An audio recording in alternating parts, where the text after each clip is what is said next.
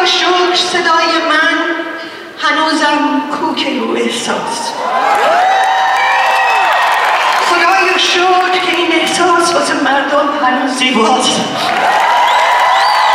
خدایا شکر که این مردم هنوزم من رو میشناسن.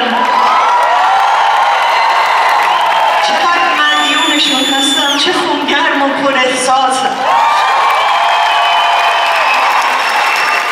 یه عمره که پر از درد و یه عمره که گرفتارم، ولی با این همه بازم منو تنها نمیذارن. بدهکارم به این مردم، به خواهرها، برادرها. اونا هستن که من هستم، نباشم من گم و تنها. تا وقتی که نفس دارم براشون عشق رو میخونم. تا وقتی که بخوان از من به روی صحنه میمونم. خداوندا کمک کن تا دوباره باز بتونم من کنار مردم خوبم توی ایران.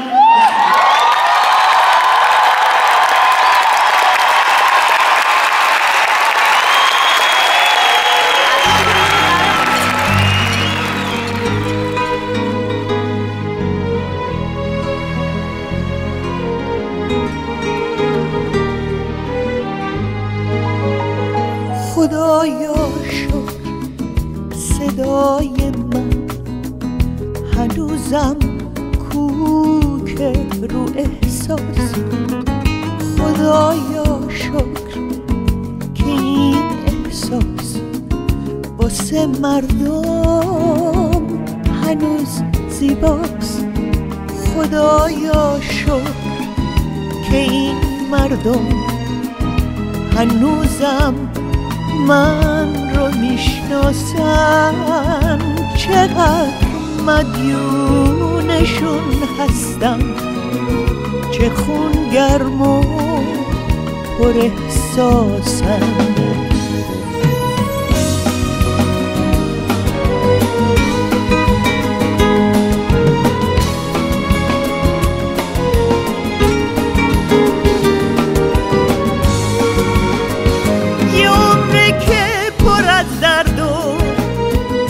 یه عمره که گرفتارم، ولی با این همه بازم منو تنها نمیذارم. بدهکارم به این مردم، به خواهرها، برادرها. اونا هستن که من هستم، نباشن من گم و تنها.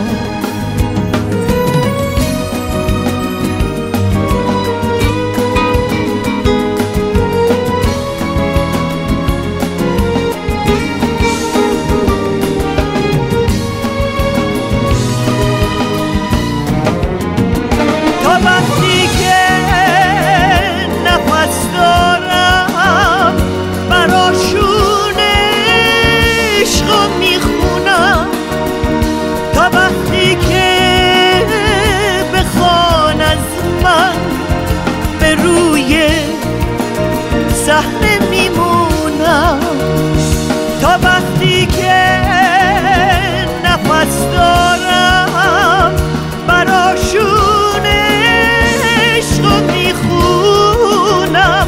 تا وقتی که بخوان از من به روی صحنه میمونم.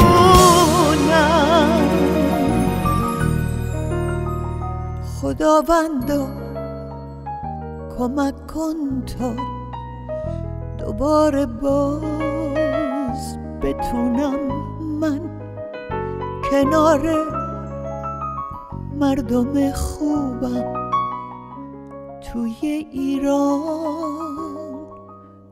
بخونم من.